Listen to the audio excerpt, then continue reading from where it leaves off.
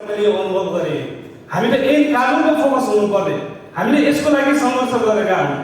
हामी आफ्नो क्षेत्रबाट निर्वाचित हुँदै गर्दाखेरि चाहिँ हामीले चाहिँ के ऐन र के चाहिँ अधिकार हामी प्राप्त गरेका छौँ भनेर हामीले हाम्रा चाहिँ भोटर्सहरूलाई, हामीले नागरिकहरूलाई यो भन्यौँ त भनेनौँ। के भन्यौँ त भन्दाखेरि जुन दिन चुनाव आउँछ त्यो दिन समानुपातिकमा यहाँ हाल्ने, गठबन्धनमा यहाँ छाप हाल्ने, मलाई यहाँ छाप हाल्ने, यो पार्टीको छाप हाल्ने बाहेक अरू हामीले चाहिँ भन्ने सिकाएनौँ हामीले। त्यसकारण चाहिँ भोलि वैकल्पिक शक्ति भन्दै गर्दाखेरि हामी त्यही पुरानो नयाँ बोतलमा पुरानो रक्सी भने जस्तो उखानहरू छन् नि, त्यस्तो चाहिँ हुनु भएन।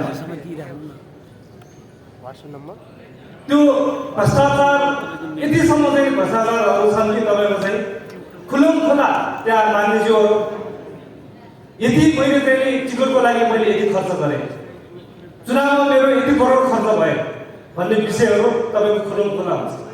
तपाईँलाई को सजिलो छ? तपाईँ त काठमाडौँको हुनुहुन्छ, तपाईँ जिते पनि नजिते पनि तपाईँलाई मतलब छैन, तपाईँको राजनीति तपाईँको चाहिँ केही त्यो छैन। हामीलाई त गाह्रो छ त मान्नेछु, मैले त यति खर्च गरेर आएको, मन्त्री हुनलाई नै यति चाहिन्छ हाम्रो भन्ने विषयहरू थाहा नभएको विषय होइन, हामी सबैले थाहा छ। अघिको वक्ता हाम्रो उहाँले भन्नुभएको छ यति करोड यति लाख यसरी कमाउनु।